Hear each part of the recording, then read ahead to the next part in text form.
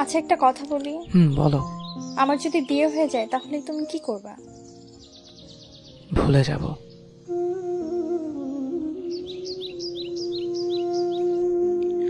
আমি যত দ্রুত তোমাকে ভুলে যাব, তার চেয়ে বেশি দ্রুত তুমি আমাকে ভুলে যাবে। কিরকম? মনে করো বিয়ের প্রথম 3 দিন তুমি এক ধরনের ঘোরের মধ্যে থাকবে। শরীরে গহনার ভার, মুখে মেকআপের প্রলাপ, চারদিক থেকে ক্যামেরা ফ্ল্যাশ, মানুষের ভিড়। তুমি চাইলেও তখন আমার কথা মনে করতে পারবে না। আর আমি তখন তোমার বিয়ের খবর শুনে কোনো বন্ধুর সাথে উল্টাপাল্টা কিছু খেয়ে পড়ে থাকবো, আর তার কিছুক্ষণ পর তোমাকে হৃদয়হীনা বলে গালি দেব। আর পরক্ষণে পুরনো স্মৃতিগুলো মনে করে বন্ধুকে জড়িয়ে ধরে কাঁদবো। বিয়ের পরের দিন তোমার আরো ব্যস্ত সময় কাটবে।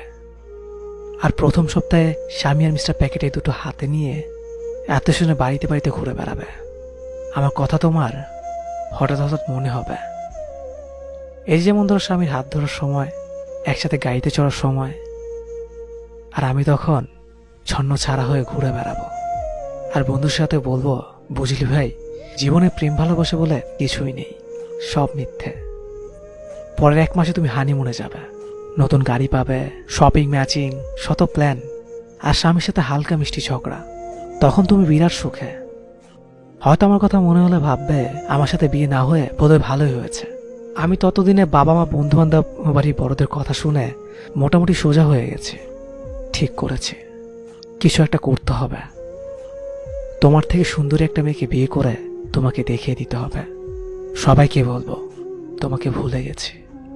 তখনও মাঝরাতে তোমার SMS গুলো বের করে পড়বা, দীর্ঘ একটা শ্বাস ছাড়ব। 2 বছর পর তুমি আর কারো প্রেমিকা কিংবা বউ নেই, মা হয়ে গিয়েছ। পুরাতন প্রেমিকের স্মৃতি, স্বামীর আহ্লাদ, ভালোবাসা, এসবের চেয়েও বাচ্চার ডাইপার, হামের টিকা নিয়ে বেশি চিহ্নিত থাকবে। অর্থাৎ তখন তোমার জীবন থেকে মোটামুটি পার্মানেন্টলি ডিলিট হয়ে যাব। এদিকে ততদিনে আমিও একটা কাজ পেয়ে গেছি, বিয়ের কথা চলছে, মেয়েও পছন্দ হয়েছে। আমি এখন ভীষণ ব্যস্ত। এবার সত্যি আমি তোমাকে ভুলে গিয়েছি।